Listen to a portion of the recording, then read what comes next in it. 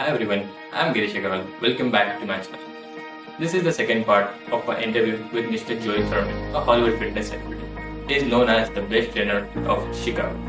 In this video, you will get information on exercise, diet, recovery, how to stay focused on your goal, and how to stop doubting yourself.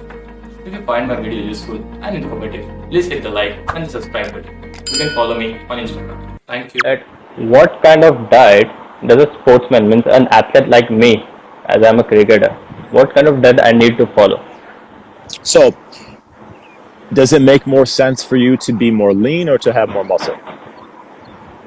More lean. Okay. So for you, you're going to be lean. So I would say something like, I always tell people this, like there's obviously contextually based, it varies based off of each individual. But if I'm giving general advice for an athlete. Okay. So this is specifically talking about athletes. Now, people, if they want to live longer, they're looking for overall health.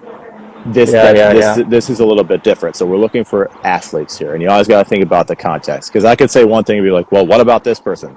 That's not who I'm talking about. Okay, so for athletes, you want your body to be primed and fueled well. So I would do like a 12-hour fast. Okay, so go 12 hours between having your breakfast and your dinners. Let's say it's at 7 p.m. Your breakfast can be at 7 a.m. Just give your body time to digest food. Now, that changes if you've got practice or something early in the morning. Maybe you want to have something small before that to fuel your body. Some people do well not having breakfast. It just that's person dependent. But for you, I would eat several times a day, and I would get around a gram of protein. So you guys per pound, so per kilogram, that would be basically matching the amount of protein in grams per kilogram that you have. So if you're weighing like 150 something kilograms, what's that, like 70? Or that's if you're 150 something pounds, you're like 70 kilograms, right? So you want to just make sure you're matching that amount in kilograms per gram of protein. See, doing the calculations in my head, bro. So I'm 200 pounds, so I have 200 grams of protein. Okay. So that, for me, for athletes that need that muscle tissue recovery, that's going to make a lot of sense. As far as like carbohydrates are concerned, I would just make sure it's good sources of carbohydrates, because you could have carbs from apple juice or an apple, and that's completely different. The apple juice is going to be lacking any of that fiber. The apple, the whole fruit itself, will have the fiber. Okay, so that would make much more sense. So your carbohydrates, I'd probably do a 1-to-1 ratio of carbs to protein. So for every gram of carbohydrate you're intaking equal amount of protein. So you're pretty much going to maintain your body weight if you're trying to stay lean there. And easy calculations would be to take your body weight and multiply it by 10. That's kind of the amount of calories that you can have.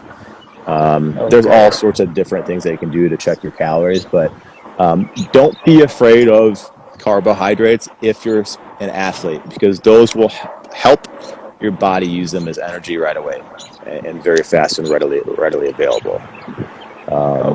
So I would say really clean. I would have probably 10 servings of greens a day, whether it's spinach, kale. A serving is like a cup, so like your fist. Okay, so this is a cup. I would do a bunch of greens per day. And then if you're having animal protein, make it lean protein, fish, salmon, sea bass, stuff like that would be great. And don't have anything that's from a bag, nothing fried. If you're fueling your body with sources that are as close to nature, that's good. I'd have lots of berries, antioxidant properties. Very, very good. So 3-4 meals a day, I make them pretty much consistent.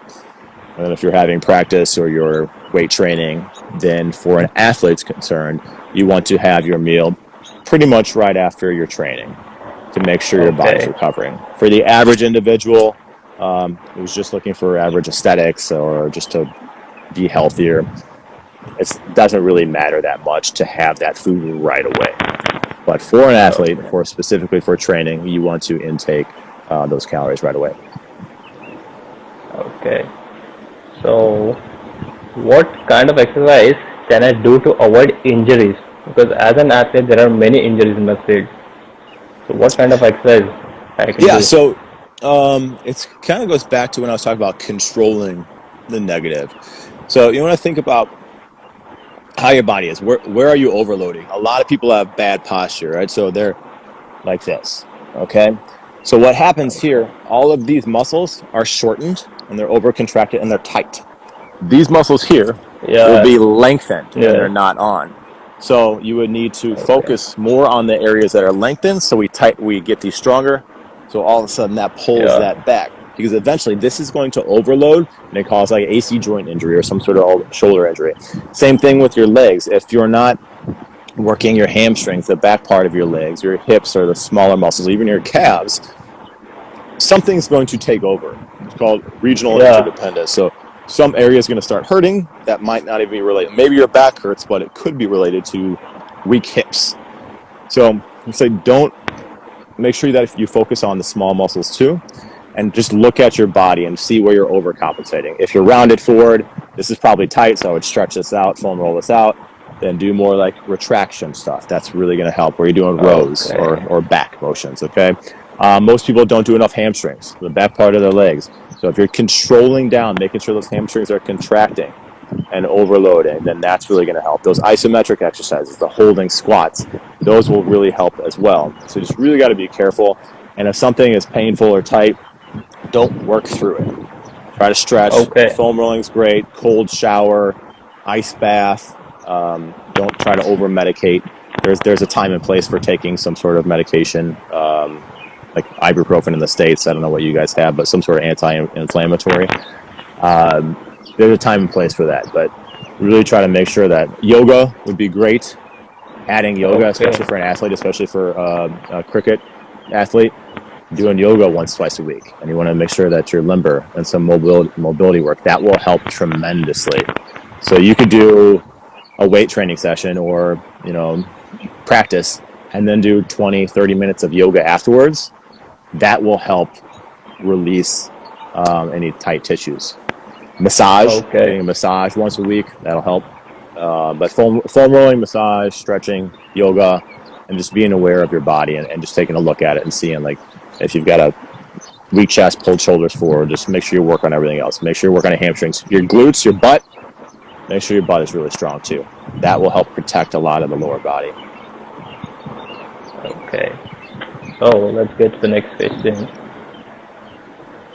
How much important recovery for our body is before the next session? So recovery. Recovery is one of the most important things. Yeah. If you're not recovered and you're still sore from the day's previous workout, Yeah. you've got a higher chance of injury, and you're not going to perform as well. So I'd go at least 24 hours if you're doing. Let's talk about weight training. I want to do legs on one day, on Monday, and I want to do legs again on Tuesday. You need at least 24 hours in between them, at least, for your body to start recovering. Now, if you're an athlete and you've got practice every single day, then you need to do those things where you try to recover faster. So nutrition is key. So, having those healthy fats and the carbohydrates and the protein, that's going to be key for you. Getting enough sleep, 7 to 9 hours per night, is huge. Foam rolling, doing all that sort of stuff. But don't hit that same muscle group multiple days in a row. You only need to do about 10 sets per muscle group per week to elicit enough muscle growth response. So whether that's doing 10 sets of chest in one day or 5 sets one day and 5 sets the next day, you can still get that growth. You don't need to do 30, 40 sets for one muscle group. A lot of people try to do this too much, and they do too much, and actually that can have detrimental effects to their body. So your body's trying to recover all the time, and it just doesn't have enough time to do so. So at least 24 hours in between, stretch, sleep is huge. Make sure that nutrition is on point. Cold showers, ice baths, infrared sauna would be great if you have that capability. Obviously right now, if you're stuck in quarantine, you can't do that. But that would be my advice for that. Okay. So, I've seen in your recent videos that you give more importance to the mental aspect. Okay. So, how can we prepare? But I think you said prep the mental aspect? Yeah. So I was just saying that I've seen your recent. You're not able to hear me clearly?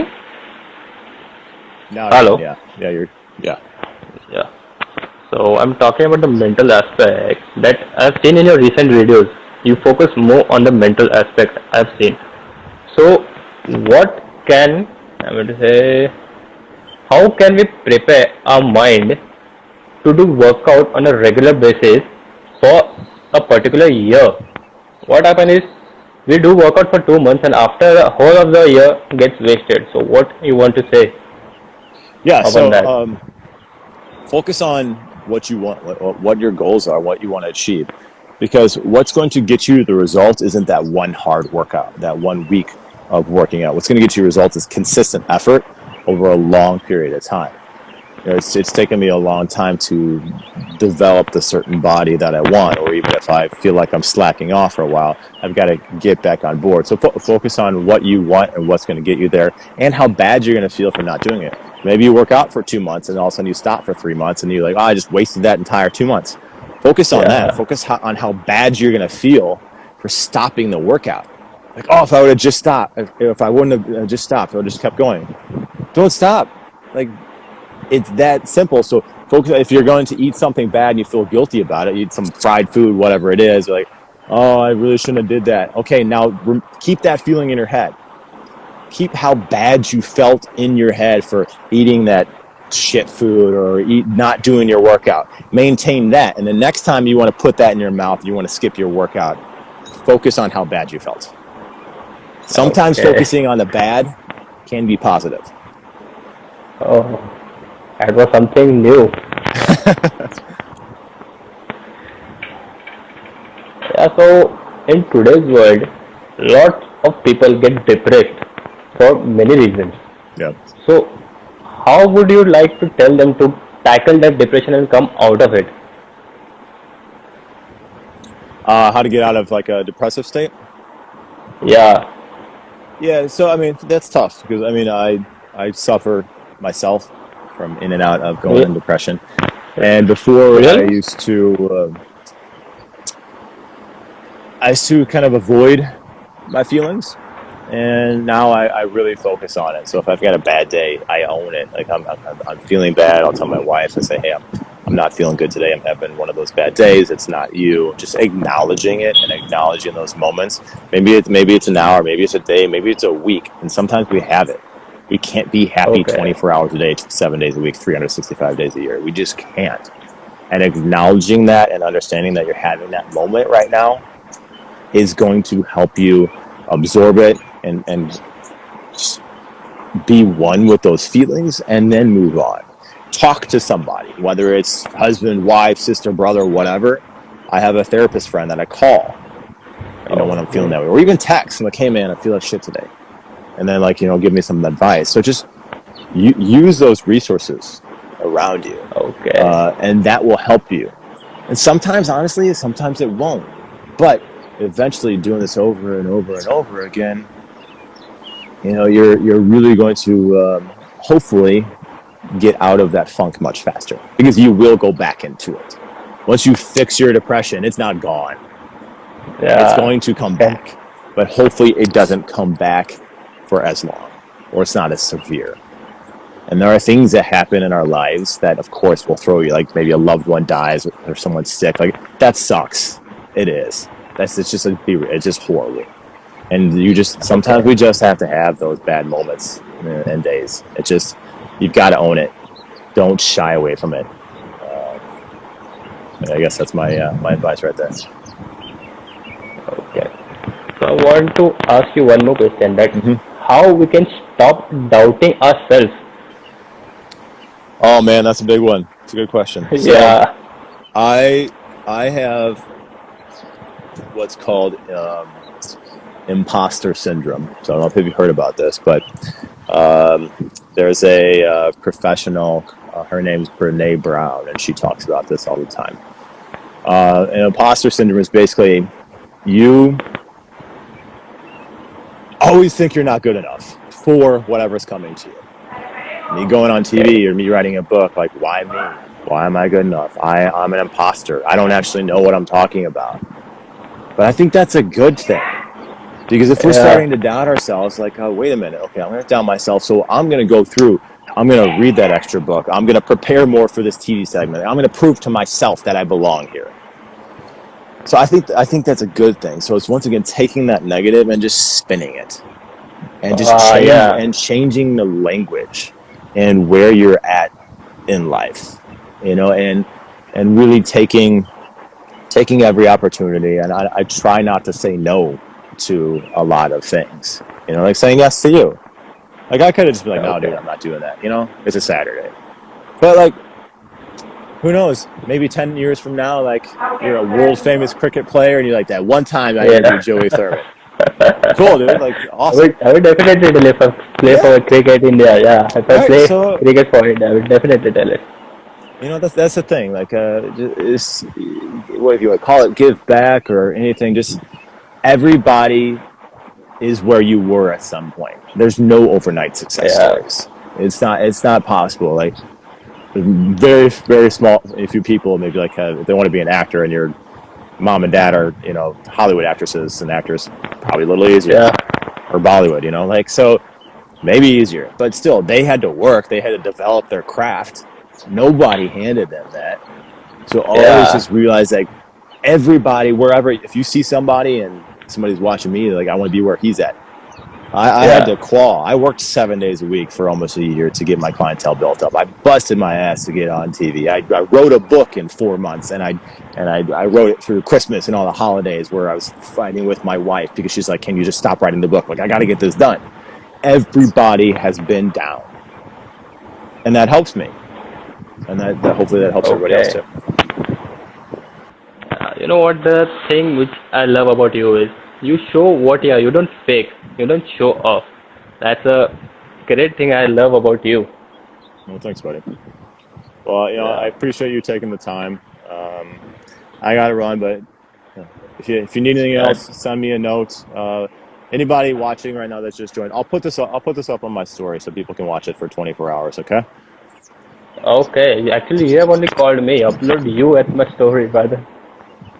So thank you for giving me your time, buddy. That was my friend. That was very valuable time for me.